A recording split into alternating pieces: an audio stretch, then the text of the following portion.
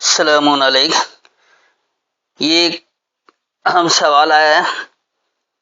حرام حلال کے سلسلے میں ایک صاحب نے سوال کیا تھا کہ جین مذہب والے کسی بھی قسم کا گوشت نہیں کھاتے ہیں کیونکہ اللہ نے خون بہانے سے منع کر رکھا ہے، اور خون صرف انسان کا ہی نہیں، جانوروں کا بھی خون ہوتا ہے. لہذا ہر طرح کے جانور کو کھانا ذبح کرنا بھی صحیح نہیں ہے. دراصل ہمارے چینل قرآنک لیسنس آفیشیلز کا واحد مقصد یہ ہے کہ ہم اللہ کی ہدایات کو آسان اردو زبان میں لوگوں تک پہنچا دیں تاکہ اس پر عمل کرنا آسان ہو اور وہ نتائج حاصل کر سکیں جو اللہ دینا چاہتا ہے. تو قرآن سے ہمیں یہ تعلیم نہیں ملتی کہ کسی طرح کے بھی جانور کو کھایا نہ جائے، اس لیے ہم اس کی اتباع نہیں کر سکتے. اور میں کم از کم حجت تمام کرنے کے لیے 3 جگہ سے اس بات کو ثابت کر دوں گا کہ اللہ نے جانور جو ہے وہ کھانے کے لیے بھی کہہ رکھا ہے. یقین سی بات ہے، جانور کھائیں گے تو ذبح بھی کریں گے، خون بھی بہے گا، تو اس سے اللہ نے منع نہیں کیا ہوا ہے. تو آئیے سب سے پہلے آپ سورہ النحل اور اس کی آیت نمبر 5 سے 9 تک دیکھ لیں. 16 کی 5 to 9. اور اس نے چوپائے پیدا کیے تمہارے لیے، ان میں گرم سامان اور فائدے ہیں، اور ان میں سے بعض کو تم کھاتے ہو. یہ ہمارا مروجہ روایتی ترجمہ ہے. اس کے رشتے ایسا ہی ہے کہ چوپائے جو اللہ نے پیدا کیا اس میں گرم سامان بھی ہے اور اس سے تم کھاتے بھی ہو. جب کھانا بھی موجود ہے تو یقینی سی بات ہے جانور کھانے کے لیے کوئی کچا جانور تو کھائے گا نہیں، اسے ذبح کریں گے، اس کے بعد پکائیں گے، سب کچھ کریں گے تو خون بھی بہے گا. اب دیکھیے یہاں اللہ کیا رہا ہے، وَالْأَنْعَامَ خَلَقَهَا، اور خاص نعمتیں اسے وجود دیا، اسے خلق کیا، اسے پیدا کیا. لَكُمْ فِيهَا دِفْءٌ، تمہارے لیے اس میں یکجا ہونا ہے، متحد ہونا ہے. یہ دال فے اور حمزہ جو دفعہ ہے اس کا مطلب ہی متحد ہونا، یکجا ہونا ہے. وہ منافع یعنی اس میں نفع موجود ہے، یہ منفعت بخش ہے. وَمِنْهَا تَأْكُلُونَ، اور اس سے تم حاصل کر کے برتتے ہو. پہلے بھی میں بتا چکا ہوں کہ اوکل صرف کھانے کو نہیں کہا جاتا بلکہ حاصل کر کے برتنے کو کہا جاتا ہے. تو لوگ حاصل کر کے برتتے ہیں، اسے کھا کر بھی برتتے ہیں، استعمال کر کے بھی برتتے ہیں، کسی بھی طرح سے ہو سکتا ہے. تو تاکل کا مطلب صرف کھانا ہی نہیں ہے. اور اس کی مثال بھی آپ کو دیا تھا، جس طرح اللہ کہتا ہے کہ تم آپس میں اپنے مال ناحق طریقے سے مت کھاؤ. تو مال آدمی کیسے کھاتا ہے؟ وہ مومن لقمہ بنا کر چباتا تو نہیں ہے، اسے کھاتا تو نہیں، حاصل کر کے برتتا ہے اپنے اپنے انداز میں. اس کے بعد دیکھیے اگلی آیت، اور تمہارے لیے ان میں خوبصورتی اور شان ہے جس وقت شام کو چرا کر لاتے ہو اور جس وقت صبح کو چرانے لے جاتے ہو. اب کیونکہ مروجہ تراجم تو وہ روایات کے زیر اثر کیا گیا ہے، لہذا انہوں نے انعام کو چوپائے کا نعمت کی جمانی کا، اور اسی طرح چوپائے ہیں تو پھر ان کو یہ چرا رہے ہیں صبح اور شام. لیکن جب آپ اسے نعمت لے لیں گے تو بات سمجھ میں آ رہی کہ اللہ نے بے شمار نعمتیں دے رکھی، ان میں سب سے بڑی نعمت خود اللہ کی کتاب ہے. تو اللہ کہہ رہا ہے وَلَكُمْ فِيهَا جَمَالٌ، اور تمہارے لیے اس میں خوبصورتی ہے. ہی نہ توری ہونا، وہ مقررہ وقت جب تم احکامات لیتے ہو، ری کہتے ہیں حکم کو، روح. وہی نہ تسرہون، اور وہ مقررہ وقت جب تم سہولت کے ساتھ معاملات کو آسان بنا لیتے ہو. سرا کہا جاتا ہے سہولت کے ساتھ کام کو آسان بنا لینا. اور وہ تمہارے بوجھ ان شہروں تک اٹھا لے جاتے ہیں جہاں جانے ہلکان کیے بغیر تم پہنچنے والے نہ تھے. بے شک تمہارا رب نہایت رحم والا ہے. اب دیکھیے یہاں کیا بات ہو رہی ہے، وَتَحْمِلُ أَثْقَالَكُمْ، اور تم اٹھاتے ہو اپنا بھاری پن، اِلَى بلدن، بلدیہ کی طرف. لم تکونوا بالغیہ، نہیں تم ہوتے اسے پہنچانے والے، الا بشق الانفس، صرف اپنی نفسیات کو الگ کرنے کو، شک کرنے کو، پھاڑ دینے کو، پھٹ جانے کو، الگ ہو جانے کو۔ ان ربکم، بے شک تمہارا رب، لرؤوف الرحیم، ضرور شفقت سے رحم کرنے والا ہے۔ تو اس آیت میں اللہ واضح طور پر بتا رہا ہے کہ تم بلدیہ کی طرف اپنا بوجھل پن اٹھاتے ہو، تم اس پر پہنچنے کی طرف نہیں تھے، صرف اپنی نفسیات یعنی اپنی سوچ کو الگ کر کے۔ تو بے شک تمہارا رب ضرور شفقت سے رحم کرنے والا ہے۔ اور گھوڑے اور خچر اور گدھے تاکہ تم ان پر سوار ہو اور زینت کے لیے پیدا کیے، اور وہ پیدا کرتا ہے جو تم نہیں جانتے۔ اب دیکھیے یہاں کیا بات ہو رہی ہے، یہ گھوڑا خچر اور گدھے کی بات نہیں ہے، یہ سب کچھ انسانی تربیت چل رہی ہے، اس حوالے سے بات ہے۔ تو یہاں پر دیکھیے والخیل اور خیالات، والبغال اور دوغلی ذہنیت والے، والحمیر اور جو اس کا سرخ پن ہے، حمر کہتے ہیں سرخ رنگ کو، تو حمیر وہ سرخی جب شدت جذبات سے انسان کا چہرہ سرخ ہو جاتا ہے۔ لترکبوہا، تمہارے لیے بتدریج ہے، وزینتن یعنی ایک زینت ہے، وَيَخْلُقُ مَا لَا تَعْلَمُونَ اور وہ وجود دیتا ہے جو تم نہیں جانتے ہو۔ اس کے بعد آگے اللہ کہہ رہا ہے کہ اور سیدھی راہ اللہ تک پہنچتی ہے، ان میں کوئی راہ ٹیڑھی ہے، اور اگر وہ چاہتا تو تم سب کو ہدایت دے دیتا۔ وَعَلَى اللَّهِ قَصْدُ السَّبِيلِ اور اللہ پر خاص راستے کا ارادہ کرو۔ قصد کہتے ہیں ارادہ کرنے کو، جان بوجھ کر ارادہ کرنے کو، صرف توجہ کرنے کو۔ وَمِنْهَا جَائِرٌ اور اسی کی ذمہ داری ہے، اس سے ہی ذمہ داری ہے۔ وَلَوْ شَاءَ اور اگر چاہتا، لَهَدَاكُمْ أَجْمَعِينَ ضرور تم سب کو اکٹھے ہدایت دیتا۔ تو یہاں تک جو بات ہے میں اس کو ایک بار ذرا رواں انداز میں سمجھا دوں تاکہ بات بالکل واضح ہو جائے۔ اور اسی نے نعمتیں پیدا کی تمہارے لیے، اس میں متحد ہونا ہے، یعنی اس میں نفع موجود ہے اور اس سے تم حاصل کر کے برتتے ہو، اور تمہارے لیے اس میں خوبصورتی ہے اس مقررہ وقت میں جب تم احکامات لیتے ہو، اور وہ مقررہ وقت جب تم سہولت کے ساتھ معاملات کو آسان بنا لیتے ہو، اور تم بلدیہ کی طرف اپنا بوجھل پن اٹھاتے ہو، تم اس پر پہنچنے کی طرف نہیں تھے، صرف اپنی نفسیات کو الگ کر کے۔ بے شک تمہارا رب ضرور شفقت سے رحم کرنے والا ہے۔ اور خاص خیالات اور خاص دوغلی ذہنیت والے اور خاص سرخی، یہ تمہارے لیے بتدریج ہے، یعنی زینت ہے، اور وہ وجود دیا ہے جو تم جانتے نہیں ہو، اور اللہ پر راستے کی طرف توجہ کرنا ہے، اور اسی کی ذمہ داری ہے، اور اگر چاہتا ضرور تمہیں اکٹھے ہدایت دینے کے لیے ہو۔ تو یہ تھی ان آیتوں کی وضاحت، یہاں سے وضاحت ہو گئی۔ اب آئیے دوسری جگہ، اور اس کے لیے آپ آ جائیے سورہ المومنون، اور اس کی آیت نمبر آپ 21 اور 22 دیکھ لیں۔ 23 کی 21 اور 22۔ اور بے شک تمہارے لیے چوپایوں میں مقام عبرت ہے، ہم تمہیں ان سے پلاتے ہیں دودھ جو ان کے پیٹوں میں ہے، اور تمہارے لیے ان میں اور بہت سے فائدے ہیں، اور ان میں سے بعض کو تم کھاتے ہو۔ اب دیکھیے اس روایتی ترجمے سے پھر بات ہو جائے گی، چوپائے سے آپ دودھ بھی پیتے ہیں،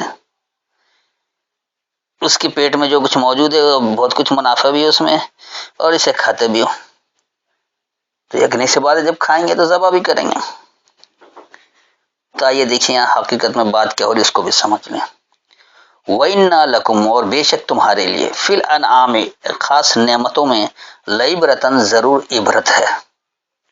نُسْقِيكُمْ تم ہم سے طلب کرتے ہو، مما فی بطونہا اس سے جو اس کے باطن میں ہے، جو اس پہ چھپے ہوئے میں ہے، وَلَكُمْ فِيهَا مَنَافِعُ كَثِيرَةٌ، اور تمہارے لیے اس میں نفع موجود ہے کثرت سے، وَمِنْهَا تَأْكُلُونَ، اور اس سے تم حاصل کر کے برتتے ہو، اور ان پر کشتی پر سوار کیے جاتے ہو۔ اب کیونکہ انہوں نے جانور بنا رکھا، چوپائے بنا رکھا، لہذا چوپائے میں سے دودھ بھی پلاتے ہیں اور پھر اس کے پیٹ میں جو ہے اس کے لیے نفع بھی بتاتے ہیں، بہت سے فائدے، پھر اس کو کھلا بھی دیتے ہیں، اور پھر یہ بھی کہہ رہے کہ اس پر یعنی ان چوپایوں پر اور کشتی پر سوار کیے جاتے ہو۔ اب دیکھیے یہاں کیا بات ہے، کیونکہ یہ بات چوپائے کی نہیں بلکہ نعمتوں کی ہو رہی ہے۔ اللہ نے جو نعمتیں آپ کو دے رکھی ہیں ان سب میں ایک عبرت ہے، تو جب آپ طلب کرتے ہیں اس کے چھپے ہوئے میں جو کچھ آپ اس کے فائدے کو حاصل کریں، اس میں کیونکہ کثرت سے نفع ہے، بہت زیادہ نفع موجود ہے، اور اس سے ہی حاصل کر کے برتنا، تمام نعمتیں انسانوں کو دی گئی ہیں کہ اس سے وہ فائدہ اٹھائے، اس سے حاصل کر کے برتے بھی، اس سے جو اس کے لیے فوائد موجود ہیں اس کو بھی حاصل کرے، اور جو کچھ اس میں چھپا ہوا ہے وہ اپنے لیے سرابی کے لیے اس کو طلب بھی کریں۔ تو یہ عبرت کب ہوگا؟ جب آپ اس کو غور و فکر کے ساتھ سمجھیں گے۔ وہ علیہ یعنی اس پر جب آپ غور و فکر کریں گے، وال الفل کے، اور تیرنے پر تم بوجھ اٹھاتے ہو۔ فلک کہا جاتا ہے تیرنے کو، تو ضرور نہیں کہ یہ کشتی تیر رہی ہے، آپ جس ماحول میں تیر رہے ہیں، جس نظریے میں تیر رہے ہیں اس کی بھی بات ہوتی ہے۔ تو نعمتیں جو آپ کے لیے ہیں یہ ایک طرح سے آپ اس پر تیر رہے، کہ اسی سے آپ حاصل کر کے برتتے ہیں، اس سے ہی آپ ترقی کرتے ہیں، اگر آپ نہیں سمجھیں گے تو آپ تنزل کی طرف بھی جاتے ہیں۔ تو آپ کو اگر صحیح معلوم میں بوجھ اٹھا کر تیرنا ہے، تمام فائدے وصول کرنے ہیں، تو ان تمام نعمتوں میں جو عبرت ہے اس کو آپ کو حاصل کرنا ہے، جبھی آپ اس سے فائدہ اٹھا سکیں گے، وگرنہ نہیں اٹھا سکیں گے۔ اب آئیے تیسری اور آخری جگہ، یہ ہے سورہ المومن، اور اس کی آیت نمبر آپ دیکھیے 79 اور 80، یعنی 40 کی 79 اور 80۔ اللہ ہی ہے جس نے تمہارے لیے چوپائے بنائے تاکہ تم سوار ہو ان میں سے بعض پر، اور ان میں سے بعض تم کھاتے ہو۔ اب دیکھیے اس روایتی ترجمے بالکل واضح طور پر ہے کہ چوپائے اگر آپ کر رہے ہیں تو چوپائے آپ اس پر سوار بھی ہوتے ہیں اور اس کو کھاتے بھی ہیں، تو کھانے کی ممانعت تو کہیں بھی نہیں ہے کچھ بھی۔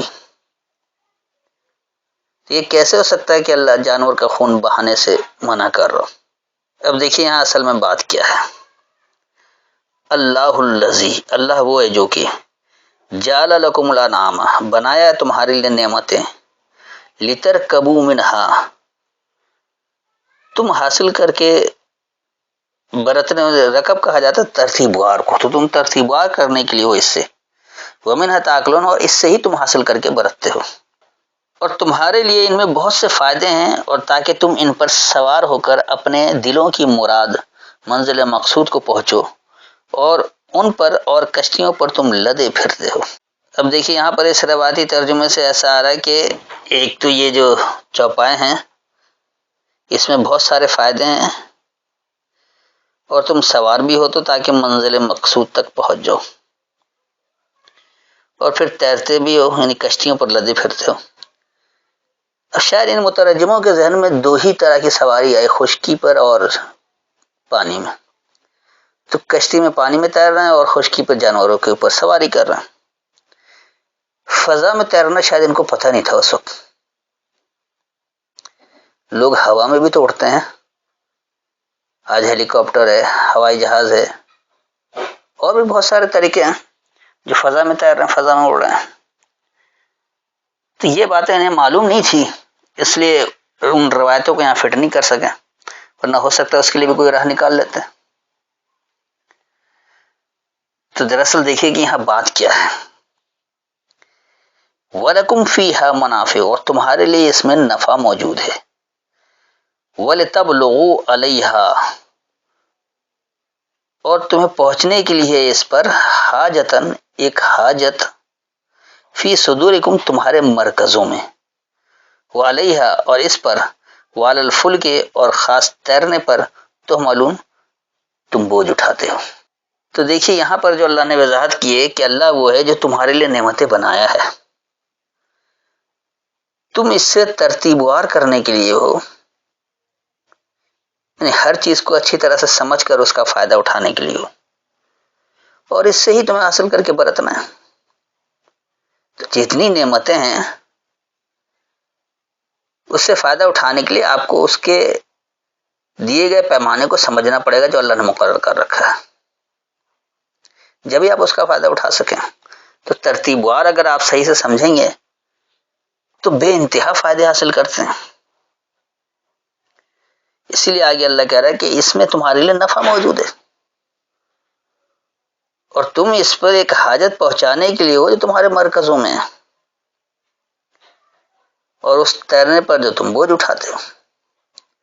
تو ترقی کی راہیں نعمتوں کو سمجھ کر اس کا فائدہ اٹھانے سے ہے. بات یہ نہیں کہ اسے آپ نے سواری کی اور کھا لیا یا دودھ پی لیا بس اتنا کافی، ایسا ہرگز نہیں ہے.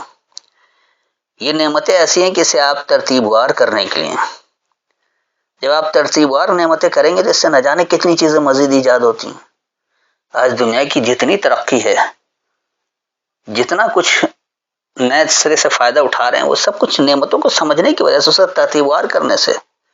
اگر آپ نعمتوں کو ترتیب وار کرنے کے لیے نہیں ہوتے تو یقینی سی بات ہے کہ آپ اتنے فائدے نہیں اٹھا سکتے. مثال کے طور پر آج اگر نیٹ ہے، سوشل میڈیا ہے، تو یہ نعمتوں کو ترتیب وار کر کے ہی تو آپ نے اسے ایجاد کیا ہے. اگر اس سے آپ نے صرف چوپایا سمجھ رکھا ہوتا تو کسی چوپائے سے آپ سوشل میڈیا تو نہیں چلا سکتے، کسی چوپائے سے آپ دنیا بھر میں اپنی بات نشر نہیں کر سکتے، پھیلا نہیں سکتے، نہ اس کے وہ فائدے حاصل کر سکتے. تو انعام دراصل نام کی جمع ہے، نام کہتے ہیں نعمت کو، اور انعام اس کی جمع ہے. تو جو بھی نعمتیں اللہ نے دے رکھی ہیں اسے ترتیب وار کرنے کے لیے، اس سے اور اس سے حاصل کر کے برتنے کے لیے، جب آپ ترتیب وار کریں گے تو بہت ساری نئی چیزیں آپ کے سامنے وجود میں آئیں گی. اس لیے اللہ کہہ رہا ہے کہ تمہارے لیے اس میں نفع موجود ہے، اور تم اس پر ایک حاجت پہنچنے کے لیے تو تمہارے مرکزوں میں جو بھی تمہارے ذہن میں خیال آتا ہے، تمہارے مرکز میں آتا ہے، تم اس سے فائدہ اٹھانے کے لیے اس کو اس ترتیب وار سے بنا کر ایجاد کرتے رہتے ہو. تو اس پر بھی اور اس تیرنے پر جو تم بوجھ اٹھاتے ہو، یقینی سی بات ہے جب آپ کسی نعمت کو اچھی طرح سے سمجھ لیتے ہیں تو اس کو اسی حساب سے استعمال کر کے اس کا فائدہ اٹھاتے ہیں، جو اس پر تیرتے ہیں اس کا بوجھ اٹھاتے ہیں. تو یہ کوئی چوپایا نہیں ہے اور نہ کوئی کشتی ہے کہ جس کے اوپر لاد کر پھیلا جا رہا ہے. اب تو وہ کشتی بھی آج کے دور میں ناکام ہے. اب تو بڑے بڑے جہاز آ گئے، پانی جہاز ہے جو گہرے سمندر میں جاتے ہیں، وہاں بھی سفر کرتے ہیں. کشتی تو صرف چند ساحل کے نزدیک چند کلومیٹر تک زیادہ سے زیادہ جا سکتے ہیں. پورے سمندر میں گھومنے کے لیے تو آپ کو جہاز چاہیے. تو فلک تو دراصل تیرنا ہے، جب آپ نعمتوں کو سمجھتے ہو اس پر تیرتے ہیں تو اس کے ذریعے آپ بہت سارے فائدہ اٹھاتے ہیں. تو یہ میں نے اس بات کی وضاحت کے لیے کہ ایسا نہیں کہ اللہ نے جانوروں کا خون بہانے سے منع کیا ہے، اور جو روایتی طور پر ہمارے لوگ لے آئے ہیں کہ اس کی وجہ سے کھانا نہیں چاہیے، تو ایسی بات یقیناً اللہ نے نہیں کر رکھا ہے. یہ لوگوں نے اپنے طور پر بنا رکھا ہے، صرف اس لیے کہ اس سے وہ گوشت کھانے کی ممانعت کو حاصل کر سکیں، جبکہ یہ اللہ کا حکم قطعی نہیں ہے. تو میں نے حجت مکمل کرنے کے لیے 3 جگہ سے وضاحتیں پیش کر دیں. اگرچہ آپ روایتی ترجمے کو پڑھیں گے، جب بھی آپ کو یہ جواب مل جائے گا کہ وہ جانور اگر آپ اس سے چوپائے بھی لے رہے ہیں تو وہ صرف دودھ پینے کے لیے اور سواری کرنے کے لیے نہیں ہے، بلکہ کھانے کے لیے بھی ہے، تو بھی خون بہانا آ گیا. اور جس طرح میں نے اس کی وضاحت کے ساتھ آپ کو سمجھایا کہ یہاں کیا کیا اللہ وضاحتیں دے رہا ہے اور اس کے ذریعے آپ کس قدر ترقی تک جا سکتے ہیں، اس کو سمجھ رہے ہیں. جب بھی یہ بات واضح، کہیں بھی ایسا نہیں ہے کہ اللہ نے جانوروں کو کھانے سے منع کر رکھا ہے یا کسی جاندار کا خون بہانے سے منع کر رکھا ہے. اگر ایسے آپ دیکھیں گے تو جاندار تو پودے بھی ہیں، ان میں بھی جان ہوتی ہے، لیکن وہ ہر آدمی کو سمجھ میں نہیں آتا. تو اس طرح تو آپ کو بھوکے رہنا پڑے گا، کچھ بھی آپ نہیں کھا سکتے، سب جاندار ہے. تو بہرحال بحث برائے بحث میں گزنا قطعی بیکار ہے. میں نے ایک ایک لفظ کو بھی وضاحت کر دیا اور جملوں میں بھی آپ کو سمجھا دیا، وہ مکمل وضاحت ہو گئی ہوگی. پھر بھی اگر کوئی تشنگی رہ گئی ہے یا کوئی بات سمجھ میں نہیں آئی ہے تو آیت کا حوالہ دے کر دوبارہ سوال کر سکتے ہیں. السلام علیکم.